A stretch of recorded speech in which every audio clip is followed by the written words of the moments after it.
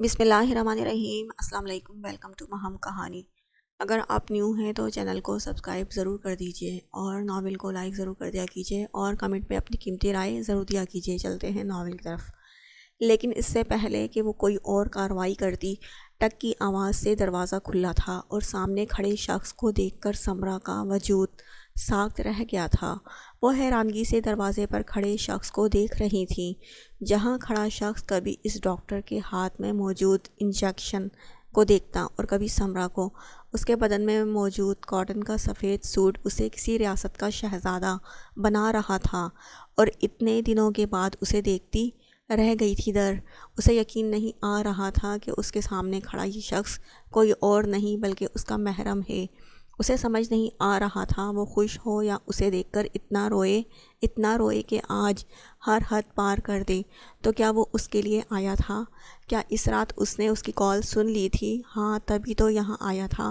دارم سائیں وہ پوری شدت سے اپنا ہاتھ سمرا کے ہاتھ سے نکالتی اسے پیچھے کی جانب دھکا دیتے ہوئے دارم کی جانب بھاگی تھی۔ وہ نہیں جانتی تھی اس میں اتنی طاقت کہاں سے آ گئی تھی۔ اگر کچھ پتا تھا تو صرف اتنا کہ اس کا محافظ اسے بچانے کے لیے آ گیا ہے۔ دارم سائیں، ہمارا بچہ، یہ ہمارے بچے کو مارنا چاہتے ہیں، ہم سے ہمارا بچہ چھیننا چاہتے ہیں۔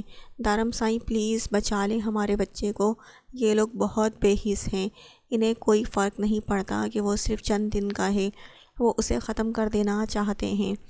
وہ دارم کے قریب آتے ہوئے اس کے سینے سے آ لگی تھی اور اب اس کے سینے سے لگی پھوٹ پھوٹ کر روتے ہوئے اپنا درد اس کے سینے میں اتار رہی تھی، جبکہ وہ خاموش کھڑا سامنے کھڑے ان لوگوں کو دیکھ رہا تھا جن کی ہوائیاں اڑی ہوئی تھیں۔ نور، یہ تم کیا کر رہی ہو؟ تمہارا دماغ خراب ہو گیا ہے کیا؟ یہ کیا نیا ڈرامہ شروع کر دیا ہے تم نے؟ کیا تم بھول رہی ہو کہ تم دارم شاہ سے طلاق لینے والی ہو؟ اوہ، اب سمجھ میں آیا مجھے، تم یہ سب کچھ دولت کے لیے کر رہی ہو نا؟ میں تو تمہیں ایک چھوٹا سا مہرا سمجھتی تھی، لیکن تم تو پورا کا پورا کھیل ہو۔ میں نے تمہیں سرمد شاہ کی دولت کے لیے استعمال کیا اور اب تم اس بچے کو دارم شاہ کی دولت کے لیے استعمال کرو گی۔ اسمارٹ، تم نے ثابت کر دیا کہ تم میری بیٹی ہو۔ سمرا کی زہر آلود آواز اس کے سماعتوں سے ٹکرائی تھی، لیکن شاید اس وقت وہ اور کسی کو سننا ہی نہیں چاہتی تھی۔ اس وقت اس کے کان دارم شاہ کے دل کے قریب تھے اور وہ اس کے علاوہ دنیا کی کوئی اور آواز سننا نہیں چاہتی تھی۔ وہ نہیں سننا چاہتی تھی اپنی ماں کی مطلب بھری آواز۔ وہ نہیں جانتی تھی کہ وہ اس کے بارے میں کیا کہہ رہی ہے۔ اسے صرف اور صرف دارم سے مطلب تھا، جو صرف اور صرف اس کے لیے یہاں آیا تھا۔ جبکہ سمرا اب بھی بول رہی تھی اور نہ جانے کیا کیا بول رہی تھی۔ دارم شاہ، کیا تم اتنے بے وقوف ہو کہ اب تک اس لڑکی کے پیار میں پاگل ہو جو تمہیں دھوکہ دے کر آئی ہے؟ کیا تمہیں نہیں پتا کہ یہ کس سے محبت کرتی ہے؟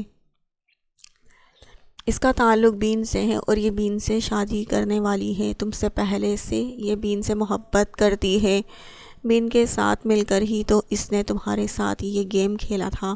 اسے صرف اور صرف دولت چاہیے، ورنہ بین کے ساتھ اس کے اتنے گہرے تعلقات ہیں کہ تم چٹاخ۔ وہ جانے کیا کیا بول رہی تھی جب دارم نے در کو اس کے بازو سے پکڑ کر ایک سائڈ پر کیا اور تمام تر ہمت جمع کر کے اس عورت کے منہ پر ایک زوردار تماچا لگا دیا، بنا اس کی عمر کا لحاظ کیے۔ تھپڑ اتنا زوردار تھا کہ وہ لمحے میں زمین بوس ہوئی۔ اپنے ساتھ ہونے والی اس کارروائی پر خود ہی حیران ہو چکی تھی وہ۔ اس میں اتنی ہمت بھی نہ رہی تھی کہ وہ اٹھ کر کھڑے ہوتے ہوئے اس شخص کے مقابلے میں کھڑی ہو سکیں۔ اس نے کبھی دارم کو آمنے سامنے دیکھا نہیں تھا، لیکن وہ اصغر شاہ کی مکمل کاپی لگ رہا تھا۔ ہاں، لیکن اصغر شاہ سے زیادہ رعبدار، اس سے زیادہ پرکشش۔ اپنے منہ پر ہاتھ رکھے اس شخص کو دیکھے جا رہی تھی جو اب اپنے پنجوں کے بل اس کے قریب بیٹھتے ہوئے نفرت سے اس کی آنکھوں میں جھانکتے ہوئے بولا، خبردار، خبردار جو میری بیوی کے کردار کی طرف ایک لفظ بھی کہا۔ وہ دارم شاہ کی بیوی ہے اور جب تک وہ دارم شاہ کی بیوی رہے گی وہ کبھی میرے ساتھ بے وفائی نہیں کر سکتی، یاد رکھنا، کیونکہ مجھے اپنی محبت پر پورا یقین ہے۔ وہ مجھ سے محبت کرے یا نہ کرے، لیکن وہ کبھی میرے ساتھ دھوکے بازی نہیں کر سکتی۔ میں جانتا ہوں وہ مجھ سے پیار نہیں کرتی، میں جانتا ہوں میرے ساتھ نہیں رہنا چاہتی، لیکن وہ کتنی پاک دامن ہے اس کا گواہ میں خود ہوں۔ خبردار جو کسی نے میری بیوی کے کردار پر انگلی اٹھائی، ہاتھ کندھے سے الگ کر دوں گا۔ اس کے پیٹ میں میرا بچہ ہے۔ تمہیں کس نے حق دیا میرے بچے کو قتل کرنے کا؟ کس کی اجازت سے تم نے یہ قدم اٹھایا؟ اور یہ ڈاکٹر، یہ آج کے بعد ڈاکٹر کہلانے کے لائق نہیں رہے گی، کیونکہ اس کے کارنامے کے بارے میں پورا اسپتال جان چکا ہے، اور یہ بھی کہ اس سے پہلے اس نے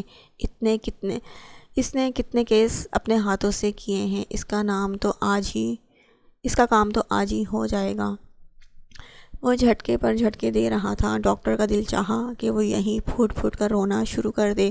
اس ڈاکٹر کا تو اب اللہ ہی حافظ ہے، اور کسی کی مرضی کے خلاف اس کا ابارشن کروانا بھی ایک گناہ ہے، جس کی سزا تمہیں ضرور ملے گی۔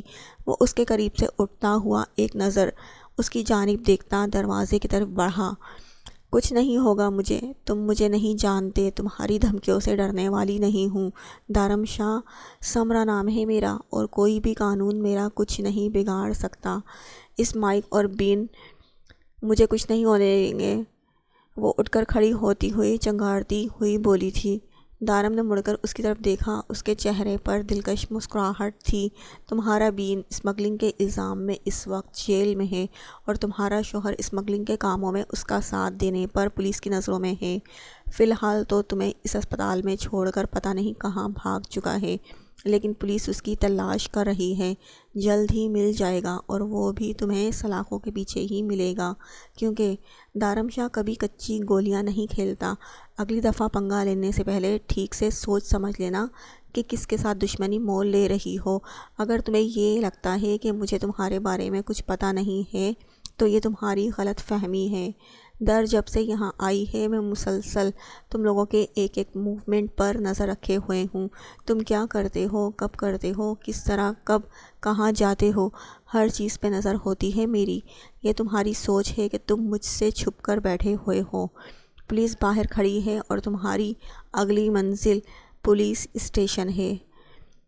چلو آؤ، 12 بجے کی فلائٹ ہے، ہمیں پاکستان جانا ہے۔ وہ اسے مخاطب کرتا تیزی سے باہر نکلا تھا، جبکہ وہ اپنے آنسو صاف کرتی، ایک نظر اپنی ماں کی آنکھوں میں دیکھتی، سر اٹھا کر اپنے دوپٹے کی جانب بڑھ گئی، بیڈ سے اپنا دوپٹہ اٹھایا، ٹھیک سے لیا اور اس کے پیچھے بھاگ گئی تھی۔ تمہیں کچھ نہیں چاہیے؟ اسے اب گاڑی میں بیٹھنے کا اشارہ کرتے ہوئے دارم سے پوچھا، تو وہ بنا کوئی بھی جواب دیے فوراً نام سر ہلاتی گاڑی میں بیٹھی تھی۔ ہم کب تک پاکستان پہنچ جائیں گے دارم سائیں؟ میں واپس کبھی یہاں نہیں آؤں گی، کبھی بھی نہیں۔ یہ ملک صرف تکلیف دیتا ہے۔ میں زندگی میں کبھی واپس نہیں آؤں گی۔ میں اب ساری زندگی آپ کے پاس رہوں گی، وہیں پر، اپنے بابا سائیں کے پاس۔ مجھے نہیں جانا کہیں پر بھی۔ میں ہمیشہ ہمیشہ آپ کے پاس رہنا چاہتی ہوں۔ آپ کبھی مجھے خود سے الگ مت کیجیے گا۔ مجھے یقین تھا آپ مجھے لینے کے لیے ضرور آئیں گے، اور دیکھیں میرا یقین آپ کو یہاں میرے پاس کھینچ لایا۔ اگر آج میرے بچے کو کچھ ہو جاتا تو میں کبھی زندگی میں اپنے آپ کو معاف نہیں کر پاتی۔ مجھے نہیں پتا تھا کہ آپ نے فون پر کچھ سنا بھی یا نہیں سنا، لیکن خدا کا شکر ہے اس نے آپ کو میرے لیے یہاں بھیج دیا، ورنہ آج ہمارا اتنا بڑا نقصان ہو جاتا جس کی بھرپائی ہم زندگی بھر نہیں کر پاتے۔ اس کے کندھے پر سر رکھے وہ آنسو بہاتے ہوئے بول رہی تھی، جبکہ دارم سائیں بالکل خاموش سا اسے سن رہا تھا، جب اچانک اس کا فون بج اٹھا۔ ہاں انسپکٹر، بولو، کوئی خبر مائک کی؟ وہ جہاں بھی ہے اسے پکڑیں، اور کچھ نہیں سننا چاہتا میں، بس وہ آدمی مجھے جیل کی 4 دیواروں کے پیچھے چاہیے۔ وہ اپنی گاڑی اسی طرح چلاتے ہوئے دوسرے ہاتھ سے فون پر باتیں کرنے میں مصروف تھا۔ سر، ہم پوری کوشش کر رہے ہیں، ہم جلد ہی اسے پکڑ لیں گے، آپ فکر نہ کریں۔ آپ آج 12 بجے کی فلائٹ سے یہاں سے پاکستان روانہ ہونے والے ہیں۔ انشاءاللہ آپ کی فلائٹ لینڈ ہونے سے پہلے ہم آپ کو گڈ نیوز سنائیں گے۔ وہ مکمل خوش آمدی انداز میں بولا تھا۔ ٹھیک ہے، دیکھتا ہوں کتنی خوشخبری سناتے ہو تم۔ خیر، یاد رکھنا تم نے میرا کام نہیں کیا تو اپنی نوکری سے بھی ہاتھ دھو بیٹھو گے۔ اس کے خوش آمدی انداز پر غور کیے بنا بولا تو انسپیکٹر خاموشی سے اوکے سر کہتا فون رکھ چکا تھا، جبکہ در بھی خاموشی سے اس کی باتیں سن رہی تھی۔ ایئرپورٹ کے باہر آ کر گاڑی رکی تو اس نے کسی اور کو فون کیا۔ نہ جانے وہ اس سے بات کیوں نہیں کر رہا تھا، شاید ناراض تھا، اسے اگنور کر رہا تھا۔ ہاں راشد، میں گاڑی یہیں پر ایئرپورٹ کے باہر چھوڑ کر جا رہا ہوں، تم یہاں سے لے کر جانا۔ وہ ٹکٹس اور ضروری کاغذات نکالتا ہوا در کو اشارہ کر کے گاڑی سے نکلا۔ وہ بھی اس کے ساتھ ہی باہر نکلتے ہوئے ایئرپورٹ کے اندر داخل ہو گئی تھی۔ اس کا ہاتھ تھامے ہوئے وہ اسے اپنے ساتھ لے آیا تو وہ بالکل خاموشی سے اس کے ساتھ چلتے ہوئے اب شاید اپنی خوشیوں کا سفر شروع کرنے جا رہی تھی۔ کیا ہوا ہے؟ کیا آپ مجھ سے ناراض ہیں؟ آپ مجھ سے بات کیوں نہیں کر رہے ہیں؟ وہ اس کا ہاتھ تھامتے ہوئے اس سے سوال کر رہی تھی، جبکہ دارم آنکھیں بند کیے سیٹ کے ساتھ ٹیک لگائے نہ جانے کن خیالوں میں کھویا ہوا تھا۔ چاچا سائیں کو فالج کا اٹیک ہوا ہے، وہ زندگی میں کبھی بھی خود سے کچھ بھی بول نہیں سکتے اور نہ ہی شاید وہ کبھی چل پھر پائیں گے۔ وہ زندگی بھر کے لیے پیرالائز ہو گئے ہیں۔ ڈاکٹر نے کہا ہے کہ اب شاید ان کی زندگی اسی طرح سے گزرے گی۔ وہ اپنا ہاتھ اس کے ہاتھ سے نکالتے ہوئے بولا تو در حیرانگی سے اسے دیکھ کر رہ گئی۔ وہ کس کے بارے میں بات کر رہا تھا؟ کیا وہ اس کے باپ کے بارے میں بول رہا تھا کہ کیسے؟ وہ کافی دیر کے بعد بس اتنا ہی بول پائی، بین نے انہیں جو فون کیا تھا، اس میں ہونے والی باتوں کی وجہ سے چاچو سائیں یہ صدمہ برداشت نہیں کر پائے اور ان کی یہ حالت ہو گئی۔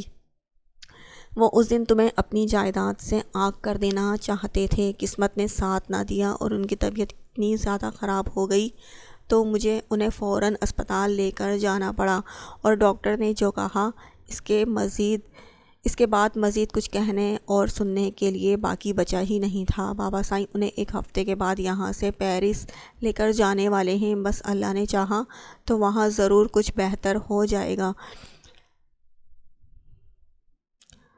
اس سے زیادہ جیسے وہ خود کو ہمت دے رہا تھا، جبکہ در کی آنکھوں سے مسلسل آنسو بہہ رہے تھے۔ وہ تو اپنے باپ کو ٹھیک ٹھاک چھوڑ کر آئی تھی، وہ کہاں جانتی تھی کہ اس کا باپ اتنا بیمار ہو جائے گا۔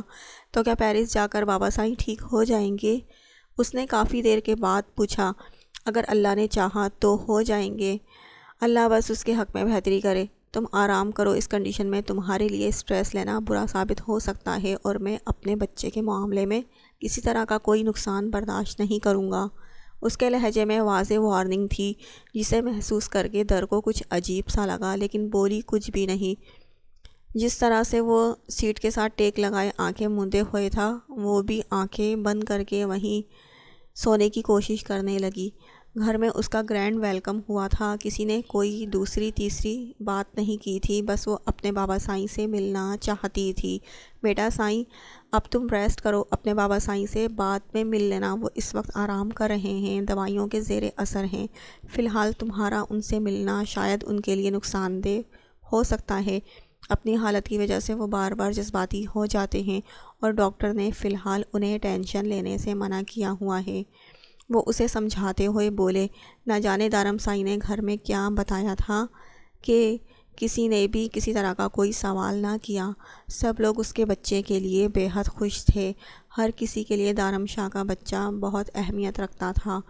کسی نے بین یا سمرا کے بارے میں کوئی بات نہیں کی تھی، جبکہ اس بارے میں وہ سب جانتے تھے۔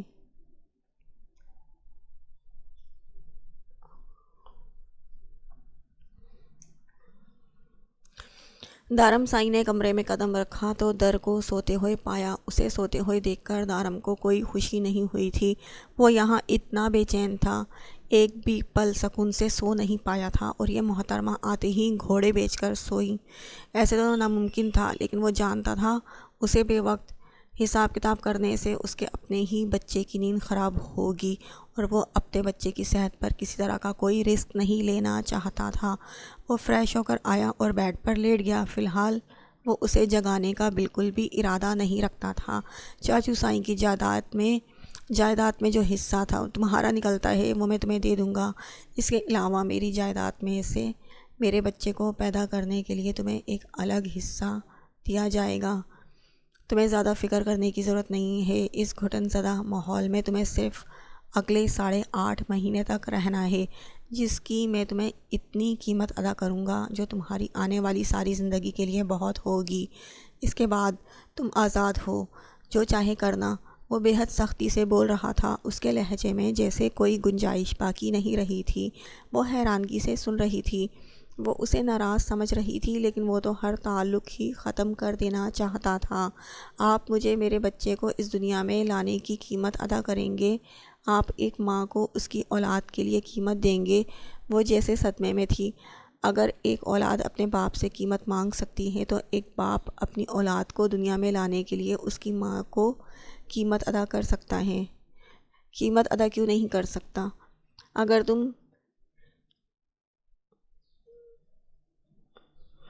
اتنا دکھاوا، اتنا ڈرامہ صرف اپنی باپ کی جائیداد کے لیے کر سکتی ہو تو میں تو اپنے بچے کی محبت میں کر رہا ہوں۔ میری محبت تو غلط بھی نہیں ہے۔ آپ جانتے ہیں کہ وہ سب کچھ میں نے اپنی ماں کے کہنے پر کیا تھا۔ آپ کو پتہ ہے مجھے بلیک میل کیا گیا تھا۔ وہ سب کچھ جھوٹ تھا، دکھاوا تھا۔ آپ سب کچھ جان چکے ہیں، پھر میرے ساتھ اس طرح سے کیوں کر رہے ہیں؟ اس کی آنکھوں سے آنسو گرنے لگے تھے۔ میں کہاں جانتا ہوں، کیا تم نے مجھے بتایا تھا کہ تمہیں بلیک میل کیا جا رہا ہے؟ کیا تم نے مجھے بتایا تھا کہ تمہاری ماں تمہیں یہ سب کچھ کرنے پر مجبور کر رہی ہے؟ کیا تم نے مجھے بتایا تھا؟ تم نے مجھے اس قابل سمجھا نہ کہ خود اسے اتنی بڑی باتیں مجھے بتا سکو؟ نہیں، تم نے مجھے کچھ نہیں بتایا تھا۔ میں کچھ نہیں جانتا اور نہ ہی اب میں کچھ جاننا چاہتا ہوں، اور نہ ہی میں مزید تم سے کسی بھی طرح کا کوئی تعلق رکھنا چاہتا ہوں۔ رشتے اعتبار اور بھروسے پر قائم ہوتے ہیں مسز درنور دارمشاہ۔ تم نے میرا بھروسہ توڑا ہے اور یقین توڑنے والے کو میں کبھی معاف نہیں کرتا۔ یاد رکھنا، تمہارا فیصلہ تمہیں یہاں لانے سے پہلے ہی میں کر چکا ہوں، اور اب میرا فیصلہ کبھی نہیں بدلے گا۔ وہ غصے سے کہتا کمرے سے نکل گیا، جبکہ وہ خاموشی سے بس بند دروازے کو دیکھتی رہی۔ اٹھ جاؤ در، کب تک سونا ہے؟ تمہاری طرح میرے بچے بھی تو آلسی ہوں گے۔ اٹھ رہی ہو یا اب میں کوئی اور طریقہ آزماؤں؟ وہ اس کے سر پر کھڑا مسلسل اسے جگا رہا تھا۔ دور سے کہیں سے اذانوں کی آواز بھی آ رہی تھی۔ یا اللہ، کیا مسئلہ ہے دارم سائیں؟ تھوڑی دیر پہلے ہی تو میں سوئی تھی اور آپ نے مجھے جگا دیا۔ وہ اٹھ کر بیٹھتے ہوئے بولی۔ ساری رات اس کے انتظار میں بیٹھے گزر گئی تھی۔ وہ اپنا غصہ اس پر نکال کر چلا گیا تھا، خود سے یہ عہد کر کے کہ وہ اسے منا لے گی۔ وہ اس کا انتظار کرتی رہی، لیکن آنکھ کب لگ گئی پتہ بھی نہ چلا، اور اب وہ اسے جگانے میں ہلکان ہو رہا تھا۔ مجھے کوئی غرض نہیں ہے تم کب سوتی اور کب جاگتی ہو۔ وہ اس کا گال تھپ تھپاتا نیچے چلا گیا تھا۔ سارا دھیان آنے والی فون کال پر تھا۔ یقیناً وہ مارننگ واک کے لیے گیا تھا۔ منانے کے تو اور بھی بہت سارے طریقے ہوتے ہیں، میں ان کے لیے مزیدار سا ناشتہ بنا دیتی ہوں۔ گڈ مارننگ ملکہ عالیہ، میں کب سے آپ کے آنے کا انتظار کر رہی تھی، کیونکہ مجھے آپ سے ایک بہت ہی ضروری بات شیئر کرنی ہے۔ اس نے جیسے ہی کچن میں قدم رکھا، زرنیش اسے دیکھتے ہوئے بولی۔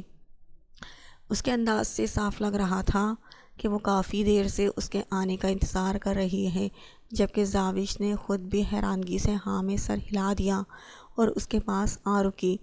جاننے کی بےتابی تھی کہ وہ اس سے کیا بات کرنا چاہتی ہے جس کے لیے وہ اتنی دیر سے اس کے انتظار میں بیٹھی تھی۔ جی دی بولے۔ وہ اس کے ساتھ کھڑی ہوتے ہوئے ساحر سائیں کے لیے ناشتہ بنانے لگی، جبکہ زرنیش ایک نظر دروازے کی جانب دیکھتی اپنی بات شروع کر چکی تھی۔ لڑکی، تمہیں اپنے شوہر کا خیال ہے یا نہیں؟ کیا تمہیں نظر نہیں آتا؟ وہ لڑکی مسکان ہر وقت تمہارے شوہر پر ڈورے ڈالتی رہتی ہے، ہر وقت اس کی نگاہیں ساحر ادا سائیں کے چہرے کے ارد گرد گھوم رہی ہوتی ہیں، کبھی ان کی ایک طرف ہوتی ہے تو کبھی ان کی دوسری طرف ہوتی ہے، اور تم سو رہی ہوتی ہو۔ کیا تمہیں ذرا ہوش نہیں؟ تمہارے شوہر کے آگے پیچھے لڑکیاں کس طرح سے تتلیوں کی طرح اڑ رہی ہیں۔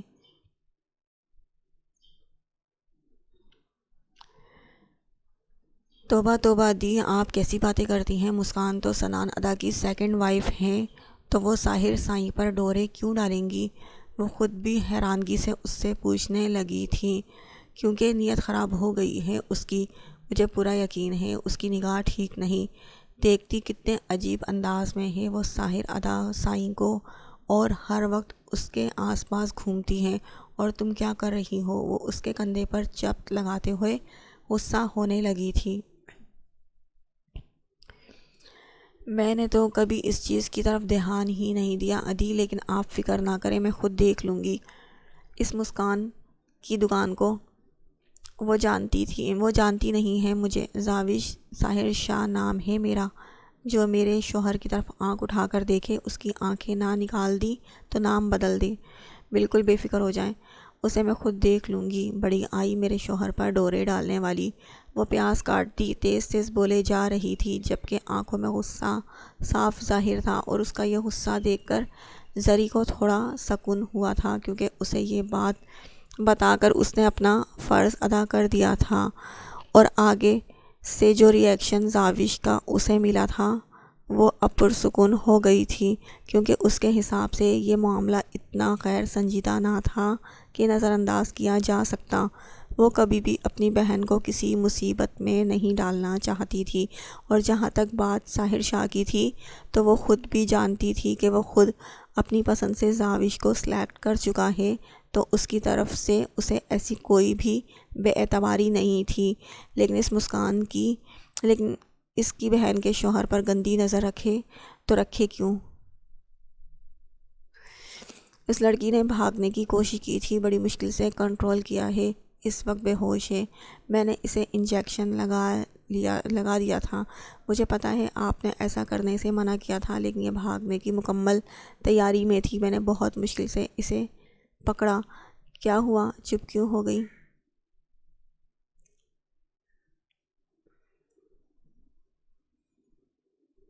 وہ اسے لے کر ایک چھوٹے سے ہوٹل میں آیا تھا۔ ہوٹل بہت چھوٹا سا تھا، اور اس کے کمرے بھی چھوٹے چھوٹے ہی تھے۔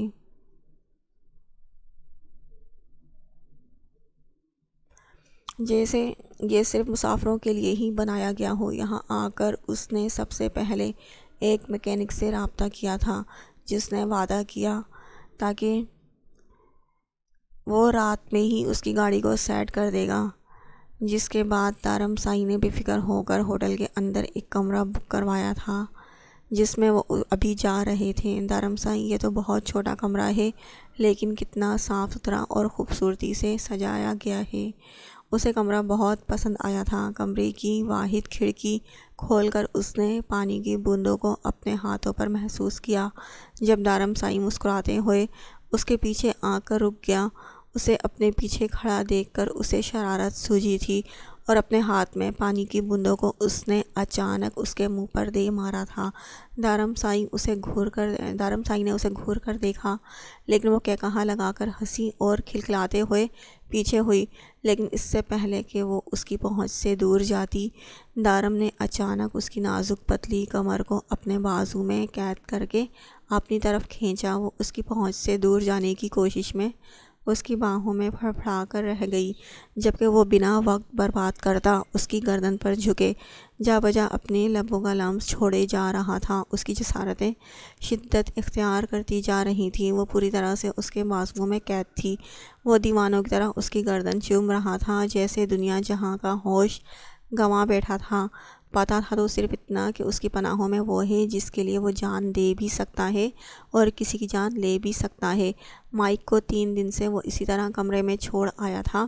اسے پرواہ نہ تھی اسے جنگلی جانور کھائیں یا وہیں سسک سسک کر مر جائے، اسے کوئی پرواہ نہ تھی۔ جس کی پرواہ تھی وہ تو اس کی باہوں میں تھی۔ وہ اس سے محبت کرتی ہے اور اس کے لیے خاص ہے۔ پچھلے دنوں سے اس نے جس طرح اس کا دل دکھایا تھا، آج اسی طرح زخم پر مرہم رکھا تھا، اور آج دارم سائی ہر بات بھول کر اسے اپنے سینے سے لگا چکا تھا، اسے اپنی پناہوں میں چھپا چکا تھا۔ آج وہ اس کے پور پور کو اپنی محبت کی بارش سے سیراب کر دینا چاہتا تھا۔ آج وہ اسے چھپا لینا چاہتا تھا زندگی کے ہر سرد و گرم سے، اور آج وہ اسے اپنے دل کے کسی کونے میں ہمیشہ کے لیے چھپا لینا چاہتا تھا، جہاں کوئی اسے نہ دیکھ پائے، کوئی اسے تکلیف نہ پہنچا پائے، جہاں کوئی اس کی در کو اس سے دور نہ کر سکے۔ اس بات میں کوئی شک نہیں تھا کہ دارمسائی کو اپنے زور بازو پر پورا یقین تھا۔ خدا کے علاوہ دنیا کی اور کوئی طاقت ایسی نہ تھی جو اسے دارمسائی سے الگ کر پاتی، اور آج وہ اس کی تھی۔ ساری مشکلات، ساری آزمائشوں کے بعد وہ اس کی پناہوں میں تھی۔ اس کی نازک سے وجود کو اپنی باہوں میں بھرے وہ آہستہ سے اٹھا کر اسے بیڈ کی جانب لے آیا تھا۔ باہر بارش اپنے زور برسا رہی تھی، جبکہ اندر دارم شاہ کی محبت میں وہ بھیگتی چلی جا رہی تھی۔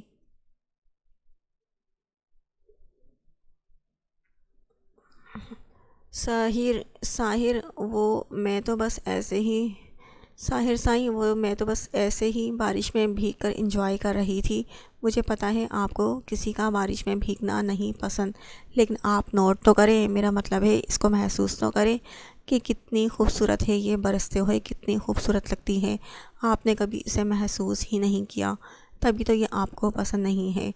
وہ اپنی کھلکھلاہٹ چھپانے کے لیے اسے باتوں میں لگانے کی ناکام کوشش کر رہی تھی، جبکہ وہ سامنے کھڑا اسے سخت نگاہوں سے گھورے جا رہا تھا، جیسے آنکھوں سے ہی سالم نگل جائے گا۔ ایک لفظ بھی نہیں۔ تمہیں پتہ ہے مجھے کسی کا نہیں بلکہ تمہارا بارش میں بھیگنا پسند نہیں ہے۔ مجھے دنیا والوں سے کوئی مطلب نہیں ہے، کوئی کیا کرتا ہے، کیوں کرتا ہے، کیسے کرتا ہے۔ مجھے صرف تم سے مطلب ہے۔ میرے سامنے مہندی والی رات کا وعدہ کیا تھا تم نے، میرے لیے گانا گاؤ گی اور یہ کرو گی ڈانس، لیکن تم نے نہیں کیا، اور اب یہاں بارش میں پاگلوں کی طرح ناچ رہی ہو۔ آنکھیں کھولو۔ کس کی اجازت سے آنکھیں بند کی ہیں تم نے؟ ابھی بارش میں تو بڑے مزے سے آنکھیں کھولے انجوائے کر رہی تھی، میرے سامنے آتے ہی آنکھیں بند کر لی تم نے۔ وہ ایک جھٹکے سے اسے اپنے قریب کھینچ کر حکم دینے والے انداز میں بولا تھا۔ اس کے چلانے پر وہ جو آنکھیں بند کر کے اس کی ڈانٹ سن رہی تھی، بھونکلا کر پوری آنکھیں کھولے اسے دیکھتے ہوئے ہاں میں سر ہلا گئی تھی۔ بہت ہو گیا آج تک Sahir Shah, I want you tonight and every night. کسی کے لیے اتنا نہیں ترسا ہے ساحر شاہ، لیکن مجھے تمہارے پاس آنے کے لیے ترسایا جا رہا ہے۔ آج تک مجھے کسی چیز کی طلب اتنی شدت سے نہیں جاگی جتنی تمہاری ہے۔ تم اتنی چھوٹی بچی ہو کہ تم سمجھ نہیں سکتی کہ تمہارا شوہر تمہارے لیے کس طرح کے جذبات رکھتا ہے۔ کیا تمہیں نہیں سمجھ میں آتا کہ تمہیں یہ ساری حرکتیں کرتے دیکھ کر میری کیا حالت ہوتی ہے؟ دل دھڑکنا بھول جاتا ہے، سانسیں بے ترتیب ہو جاتی ہیں، دل میں بس ایک ہی خواہش ہوتی ہے کہ تمہیں اپنی باہوں میں بھر کر اپنے تمام جذبات نکالوں۔ پھر بھی تمہاری اس فضول سی منت کی وجہ سے میں تمہارے فیصلے کا احترام کر رہا ہوں، اور تم یہاں بارش میں پاگلوں کی طرح ناچ ناچ کر میرے رقیبوں پر میرا حق لٹا رہی ہو۔ وہ چلاتے ہوئے بولا تھا۔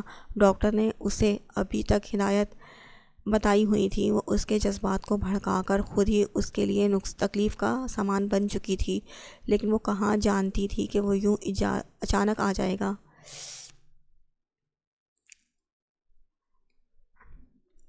ساحر سائیں بات تو وہ اسے اپنی باہوں میں اٹھائے بیڈ تک لے آیا تھا، جب زاوش نے کچھ کہنے کے لیے لب وا کیے۔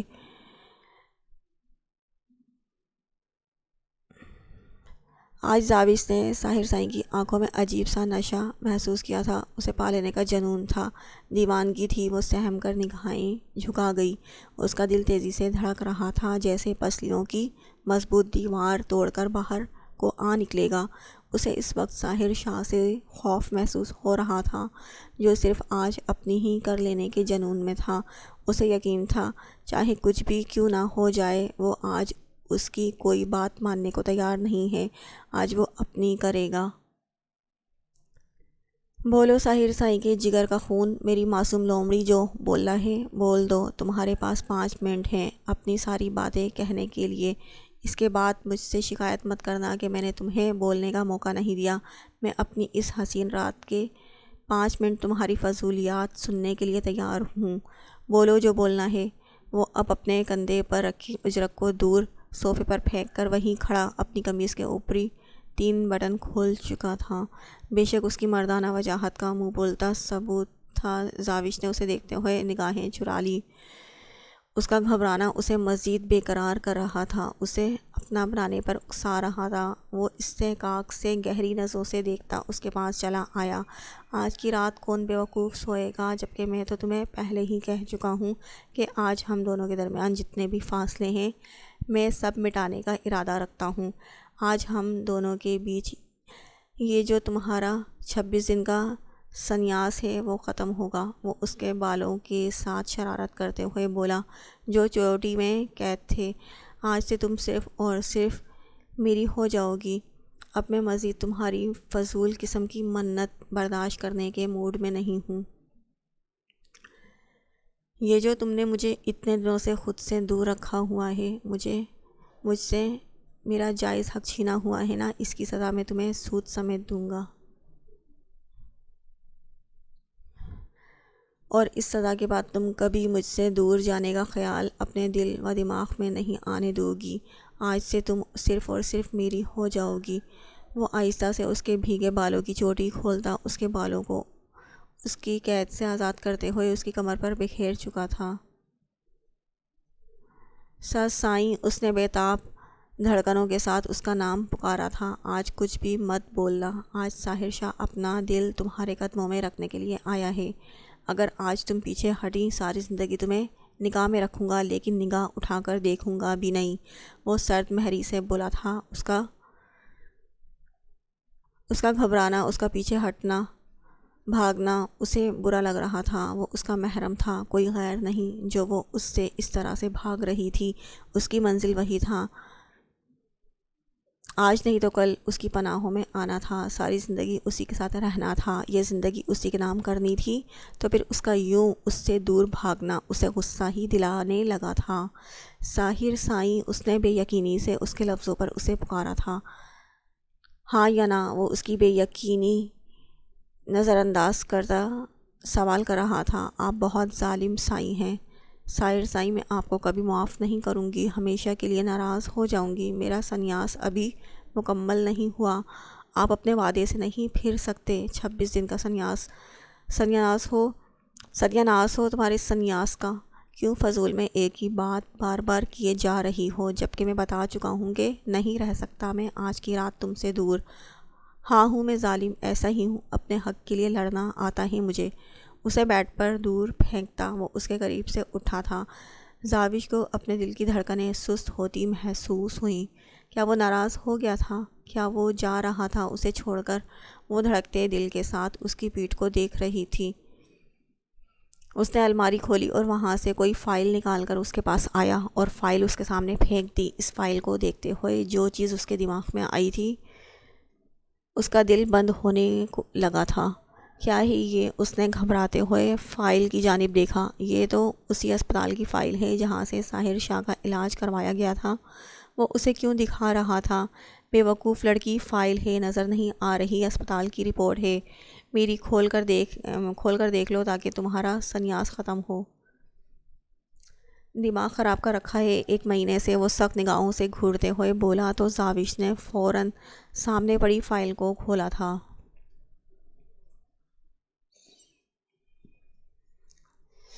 اس سے پہلے کہ وہ ایک نظر اسے دیکھ کر پڑتی، ساحر اس سے کھینچ کر صوفے پر پھینک گیا۔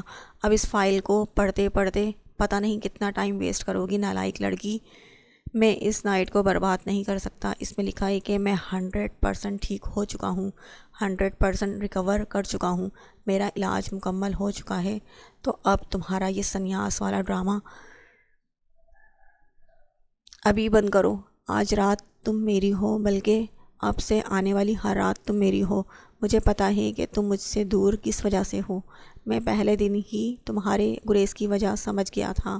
میں جانتا ہوں تم نہیں چاہتی تھی تمہاری وجہ سے میرا کوئی بھی نقصان ہو، کیونکہ اس شدید کنوارے ڈاکٹر کو یہ لگتا ہے کہ میں اپنی بیوی کے ساتھ چند حسین لمحات گزار کر بیمار ہو جاؤں گا، لیکن اب میں بالکل ٹھیک ہوں، تو تمہارے میرے پاس آنے سے کوئی مسئلہ نہیں ہوگا، اور اگر کوئی مسئلہ ہوا بھی نہ تو بھاڑ میں جائے ایسے مسئلے۔ اب میں تمہارے پاس آنے کے لیے چٹان سے بھی نکل سکتا ہوں تو یہ مسئلہ کیا ہے؟ اچانک اس کے بے حد قریب بیٹھتے ہوئے وہ ایک بار پھر سے اس کی دھڑکنوں سے چھیڑ چھاڑ کرنے لگا، جبکہ زاوش نے بڑی مشکل سے سانس کھینچ کر ایک نظر صوفے پر پڑی فائل کو دیکھا تھا۔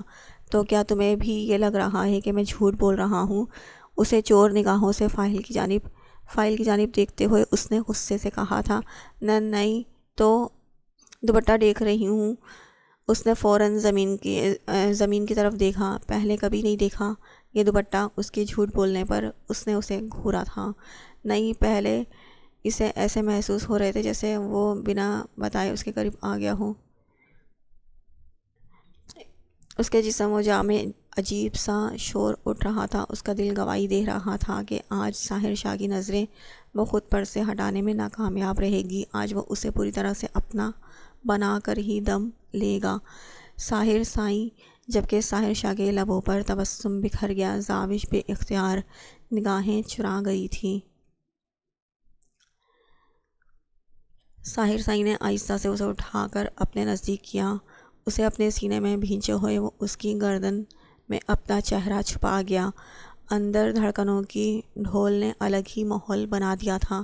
محرم کے ساتھ تھی، اس کے بے حد قریب اس کی دھڑکنوں کا شور اسے بھی سکون دے رہا تھا۔ وہ بیتاب تھا اس کے لیے، اسے پانے کے لیے مچل رہا تھا۔ وہ اس کی قربت کا خواہش مند تھا، اس کی محبت کا خواہش مند تھا۔ وہ چاہتا تھا اس کے دل و دماغ پر صرف اس کا بسیرا ہو۔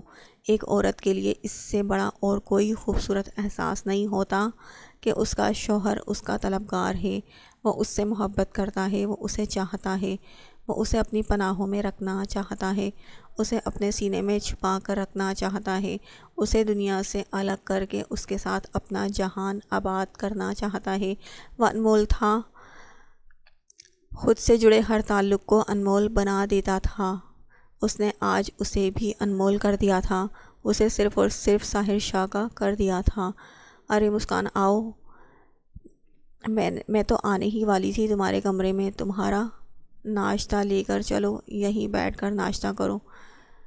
زرنیش نے ناشتہ وہیں میز پر رکھ دیا، جبکہ اندر آتی مسکان کو دیکھ کر زاوش کا موڈ خراب ہو گیا تھا۔ جبکہ زاوش کو دیکھ کر ایک لمحے کے لیے تو وہ بھی ٹھٹک سی گئی تھی، بہت الگ الگ سی لگ رہی تھی۔ وہ کچھ الگ تھا آج اس کے انداز میں۔ اسے دیکھ کر مسکان کو گھبراہٹ ہونے لگی۔ وہ خوبصورت تھی، بلکہ اسے اس خاندان کی سب سے خوبصورت لڑکی کہا جائے تو غلط نہیں ہوگا، لیکن آج اس کے چہرے پر خوبصورتی کے بعد اور بہت سارے رنگ کھلے ہوئے تھے جس سے مسکان کو الجھن ہو رہی تھی۔ اسے اس سے عجیب سا ڈر محسوس ہو رہا تھا۔ وہ جب سے یہاں آئی تھی اسے ایک دن بھی زاوش اچھی نہیں لگی تھی۔ زاوش کی باتیں، اس کا انداز، اس کا بچپنا اور پھر اس کا ساحر کی بیوی ہونا اسے بہت برا لگتا تھا۔ اس نے ساحر کی شادی کو اپنی آنکھوں سے دیکھا تھا۔ اس کے لیے وہ دن بہت گھڑن بھرے تھے، لیکن وہ کچھ کر نہیں سکتی تھی۔ اسے جس مقصد کے لیے یہاں بھیجا گیا تھا، اس میں ساحر شاہ کی شادی کو روکنا کہیں شامل نہیں تھا۔ اس نے کوشش بھی کی تھی۔ ایک رات وہ ساحر کے قریب گئی تھی، اس سے ملنے کے لیے وہ کچن میں کھڑا تھا۔ وہ جاننا چاہتی تھی کہ زاوش اور ساحر کا رشتہ کس حد تک ہے، اور اس دن جب اس نے ساحر کو پیچھے سے اپنی باہوں میں قید کرنے کی کوشش کی تھی، ساحر کو پتہ چل گیا تھا کہ وہ زاوش نہیں ہے۔ وہ پچھلے 1.5 مہینے سے اس گھر میں رہ رہی تھی۔ اس کا یہاں آنے کے پیچھے ایک ہی مقصد تھا، کیسے بھی ساحر شاہ سے اس لاکٹ کو حاصل کرنا۔ بارات کا ویلکم بہت دھوم دھام سے کیا گیا تھا۔ شہنائی، ڈھول باجے بجائے گئے، جیسے پورا گاؤں بارات میں شامل ہونے آ گیا تھا۔ جب لڑکیوں نے بارات کو دروازے پر ہی روک لیا، اب وہ دولہے کو اتنی آسانی سے اندر تو آنے نہیں دے سکتی تھیں۔ آخر سالیوں نے اپنا فرض بھی تو ادا کرنا تھا۔ ناکہ بندی، ناکہ بندی، ناکہ بندی، آپ اس طرح سے اندر نہیں جا سکتے، یہ سالیوں کی ناکہ بندی ہے۔ وہ دوپٹہ اس کے سامنے کرتے ہوئے اس کا راستہ روک چکی تھی، جس پر بڑے بڑے الفاظوں میں سالیوں کی ناکہ بندی لکھا ہوا تھا۔ یار، اب یہ کیا ہے؟ اس کو کیوں بیچ میں باندھ دیا؟ نکالو اسے، ہمیں جانا ہے۔ عارش سائیں اندر جانے کے لیے کافی بے چین نظر آ رہا تھا۔ ارے ایسے کیسے جانے دیں؟ کچھ رسمیں ہوتی ہیں، کچھ رواج ہوتے ہیں جنہیں فالو کرنا پڑتا ہے، جیسے دودھ پلائی کی رسم، سرما ڈالنے کی رسم اور رسم ادا کیے بنا آپ یہاں سے آگے نہیں جا سکتے۔ دودھ لے کر آؤ لڑکیوں۔ زاوش سب سے آگے کھڑی تھی، سب اس کے آرڈر کو فالو کر رہے تھے۔ اچھا اچھا ٹھیک ہے، جلدی کرو یہ رسم۔ وہ چہرہ آگے کرتے ہوئے سرما ڈالنے کے لیے بالکل تیار تھا۔ زاوش نے فوراً اسٹک بھر کر سرما آنکھ میں ڈال دیا تھا۔ یار یہ تو کافی زیادہ چڑھ رہا ہے، خیر دوسری آنکھ میں ڈالو، اس نے چہرہ دیکھتے ہوئے کہا تو سب لڑکیاں ہنسنے لگی تھی۔ ارے تم لوگ ہنس کیوں رہی ہو، سرما ڈالو دوسری آنکھ میں، اس نے دیکھتے ہوئے کہا، جس پر ساری لڑکیاں اپنی ہتھیلیاں آگے کر چکی تھیں۔ وہ کنفیوز ہو کر پیچھے دیکھنے لگا۔ مانگنے والی ہیں چندہ دو ان کو، ساحر نے کہا۔ کیا آپ نے ہمیں مانگنے والی بولا؟ ہم مانگنے والے نہیں، اپنا حق لینے والے ہیں۔ ہم سالیاں ہیں، سالیاں، اور ہم نے آج پیسے نکلوانے ہیں۔ ابھی تو آپ نے دودھ پینا ہے، پیسے نکالیں۔ اس کے بجائے ثانیہ بولی تھی، جبکہ ساحر کی بات پر زاوش تو منہ ہی پھیر گئی تھی ناراضگی سے، جس پر ساحر ہولے سے مسکرا دیا تھا۔ ہاں یہ رسم ہے، پیسے تو دینے ہیں۔ اس کے سنان سائی کے دیکھنے پر وہ کندھے اچکا کر بولا تو اس نے اپنی جیب سے ایک موٹی سی گڈی نکال کر ثانیہ کے ہاتھ پر رکھ دی، جس پر وہ چہکی تھی۔ چلیں چلیں اب یہ دودھ پیجیے۔ دودھ کا گلاس اس کی طرف بڑھاتے ہوئے بولی، جس کو عارش نے فوراً اپنے لبوں سے لگا دیا تھا، لیکن اب اسے پتہ چلا تھا کہ یہ دودھ بھی سستا نہیں ہے۔ ان کے ہاتھ پھیلانے پر وہ پریشانی سے ان کا چہرہ دیکھنے لگا۔ کوئی فری کا نہیں ہے، پہلے پیسے نکالیں۔ یار میرے ساتھ ناانصافی ہو رہی ہے اور تم لوگ یہاں کھڑے مجھے دیکھ رہے ہو، کم از کم بتاؤ تو مجھے یہ دودھ کتنا مہنگا پڑے گا۔ ان کے 50,000 کی ڈیمانڈ پر وہ پچھلوں کو گھورنے لگا۔ تو منہ لگانے سے پہلے ہی پوچھ سکتے تھے نا، دارمسائی نے کندھے اچکائے، جبکہ وہ منہ بنا کر ان کی ڈیمانڈ پوری کرنے لگا۔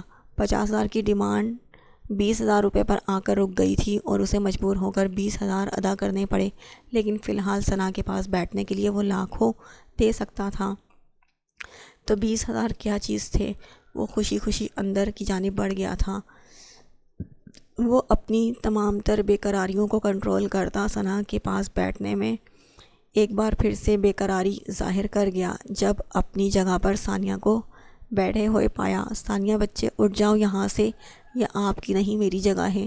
اور اس کے اتنا کہنے کی دیر تھی، سب لڑکیاں کھلکھلا کر ہنس دی۔ ارے مجھے تو یاد ہی نہیں کہ آپ کی جگہ ہے، خیر پہلے ذرا ہماری ڈیمانڈ پوری کریں۔ وہ اس کے سامنے کھلتے ہوئے بولی تو اس نے حیرانگی سے اسے دیکھا۔ اب کون سی رسم رہ گئی؟ وہاں پیچھے مجھے اچھا خاصا لوٹ چکی ہو، اب اور کتنا لوٹو گی؟ دیکھو میں ایک پیسہ اور نہیں دینے والا، ہٹو یہاں سے۔ اسے بہت غصہ آیا تھا، پہلے ہی وہ اس سے اتنے سارے پیسے نکلوا چکی تھیں، لیکن مجال ہے شرم نام کی کوئی چیز لڑکیوں میں پائی جاتی ہو۔ آج اسے پتہ چل چکا تھا کہ سالیوں کی مخلوق میں شرم و حیا کچھ نہیں ہوتا۔ یہ سالیاں رسموں کے نام پر اپنے بہنوئی کو بہت لوٹتی ہیں، اس بات کا احساس آج عارش سائیں کو بہت اچھے طریقے سے ہو گیا تھا۔ اس نے ایک سیکنڈ نہیں لگایا تھا 50,000 کا چیک کاٹ کر ان کے ہاتھ پر رکھنے کے لیے۔ چلو اب میرے سامنے مت آنا۔ ثانیہ کا ہاتھ تھام کر اٹھاتے پورے حق کے ساتھ ثنا کے ساتھ بیٹھا تھا، جس پر گھونگھٹ میں ایک مسکراتی نگاہ ثنا نے عارش پر ڈالی تھی۔ اس کا دل بڑی زور سے دھڑکا تھا اسے اپنے اتنے قریب محسوس کر کے، جبکہ اس کا اتنا لمبا گھونگھٹ دیکھ کر اس کی بے قراری بڑھنے لگی تھی۔ ایک منٹ، یہ رس گلہ کھلانے والی کوئی رسم نہیں ہوتی، اور ہم ایسی کوئی رسم کر کے اپنے پیسے برباد نہیں کریں گے۔ زاوش کے کہنے پر سب سے پہلے احتجاج ساحر سائی نے ہی کیا تھا، جو اپنی طرف سے نئی رسم ایجاد کر چکی تھی۔ کیوں نہیں ہوتی؟ یہ میری رسم ہے، میں نے بنائی ہے اور اب سے یہ رسم ہوگی، بس یہ میرا آخری فیصلہ ہے، اور خبردار جو کسی نے منع کیا، آخر ہم سالیاں ہیں، ہم اپنی رسمیں خود بنا سکتے ہیں۔ اس نے پھر ایک نظر عارش کی طرف دیکھا، جس کا تمام تر دھیان اپنے ساتھ بیٹھی اس خوبصورت لال لہنگے میں سجی سنوری دلہن پر تھا۔ اور میرا نہیں خیال کہ عارش ادا سائی ثنا ادی کے ہاتھ سے رس گلہ نہیں کھانا چاہیں گے۔ کیوں نہیں، میں ضرور کھاؤں گا، ثنا کھلائے گی مجھے؟ وہ خوشی سے ثنا سے پوچھنے لگا، جو چہرہ جھکائے گھونگھٹ میں بیٹھی تھی۔ ارے آپ ان سے کیوں پوچھ رہے ہیں؟ ہم سے پوچھیں، شادی پر تو ہماری چلتی ہے، اور ہم جو کہہ رہے ہیں کہ ثنا آپ کو کھلائے گی تو ضرور کھلائے گی، آپ بس نکالیں 50,000 روپے۔ اب اس نے اپنا ہاتھ اس کے سامنے کرتے ہوئے کہا تو 50,000 سن کر اس کا منہ کھل گیا۔ اس نے بے بس نظروں سے سنان، ساحر اور دارم سائی کی طرف دیکھا، بلکہ دیکھا نہیں، غصے سے اسے گھورا۔ ہاں ضرور کھاؤں گا، بولنے کی اب بھوک تو خود۔ ٹھیک ہے بیٹا، اپنی بیوی کے لیے میں اتنا تو کر ہی سکتا ہوں، رسگلہ تو شادی کا کھا کر ہی رہوں گا۔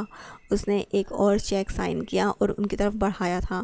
لڑکیاں تو ایک ہی دن میں امیر ہو گئی تھیں، دہاڑی اچھی لگ گئی تھی سب کی، لیکن مسئلہ ثنا کا تھا، وہ کیسے کھلاتی اسے۔ لیکن زاوش اس کا مسئلہ حل کر چکی تھی۔ اس کے ہاتھ میں سفید رنگ کا رسگلہ رکھ کر اس نے آہستہ سے اس کا ہاتھ تھامتے ہوئے عارش کے قریب کیا تھا۔ عارش خود بھی اپنا چہرہ اس کے ہاتھ کے قریب کرتا اس کے ہاتھ سے آدھا رسگلہ کھا کر پیچھے ہٹا تھا، اپنے ہاتھ کے پوروں پر اس کی لبوں کو محسوس کرتے ہوئے ثنا کا دل بے ترتیب ہوا تھا۔ جب زاوش نے اس کے ہاتھ سے آدھا بچا ہوا رسگلہ لے کر اس کا ذرا سا گھونگھٹ ہٹاتے ہوئے اس کے منہ میں ڈال دیا، اس کی اچانک کرنے والی حرکت نے اسے نہ صرف گھبراہٹ میں مبتلا کر دیا تھا، اس کا حساب تو وہ بعد میں بھی کرنے والی تھی، کیونکہ فی الحال تو اس میں اتنی ہمت ہرگز نہیں تھی۔ رخصتی کی رسم ادا کی جا رہی تھی۔ ثنا کے آنسو دیکھ کر ہر کسی کی آنکھیں نم ہونے لگی تھیں۔ زاوش نور اور زرنیش سے لپٹ کر بہت روئی، جبکہ ثانیہ کو خود سے لگائے وہ بہت بری طرح سے رو رہی تھی۔ اماں سائی نے بھی اسے خود سے لپٹا کر بہت ساری دعائیں دی۔ بابا سائیں اس کے سر پر ہاتھ رکھ کر اپنے سینے سے لگائے ہوئے دروازے کی جانب بڑھ رہے تھے، جبکہ سنان سائیں اس کے سر پر قرآن کا سایہ رکھے اس کے ساتھ ساتھ چل رہا تھا۔ کتنا تکلیف دہ لمحہ ہوتا ہے جب بیٹیاں رخصت ہوتی ہیں، یہ تو صرف والدین ہی جانتے ہیں کہ یہ لمحات کتنے مشکل ہوتے ہیں۔ نازوں سے پلی بیٹی کو کسی اور کے حوالے کیا جاتا ہے۔ آج اس تکلیف سے اس گھر کے لوگ گزر رہے تھے۔ وہ کوئی بہت دور نہیں جا رہی تھی، فی الحال تو وہ اس گھر کے ایک کمرے میں جا رہی تھی جسے سب لوگ عارش سائیں کا کمرہ کہا کرتے تھے، لیکن اس کے باوجود بھی ان کی بیٹی ان سے دور ہو رہی تھی۔ وہ بہت دور جانے والی تھی، ان سے شاید وہ ہر روز اس سے بات نہ کر پاتے، ہر روز اسے دیکھ نہ پاتے، لیکن پھر بھی ایک یقین تھا کہ ان کی بیٹی وہاں خوش رہے گی، سکون سے رہے گی، اپنی زندگی سنوارے گی، اپنی خوشیوں کو چنے گی، جیے گی۔ عارش کے ساتھ اس کی زندگی کی شروعات بہت خوبصورت ہوگی۔ کمرے کو بہت خوبصورتی سے سجایا گیا تھا۔ اس گھر میں ہمیشہ سے عارش کو بہت اہمیت حاصل تھی۔ وہ جب بھی پاکستان آتا تھا اسی گھر میں رہتا تھا، اسی لیے اسی کمرے میں رہتا تھا، اسی لیے اسی کمرے کو ہی عارش سائیں کا کمرہ ہی کہا جاتا تھا۔ اس کے غیر موجودگی میں بھی یہ کمرہ کسی کے استعمال میں نہیں رہتا رہا، اسی لیے اسے رخصت کر کے اسی کمرے میں لایا گیا۔ ولیمہ 2 دن کے بعد تھا۔ ولیمے کے 2 دن بعد ان کی پیرس کی فلائٹ تھی۔ اس نے ہمیشہ کے لیے عارش کے ساتھ چلے جانا تھا، ایک نئی زندگی کی شروعات کرنی تھی، اور اپنے تمام گھر والوں کی طرح اسے بھی یقین تھا کہ عارش اس کا بہترین ساتھی ثابت ہوگا۔ وہ کمرے کی خوبصورتی کو ستائشی نظروں سے دیکھ رہی تھی جب دروازے پر دستک ہوئی۔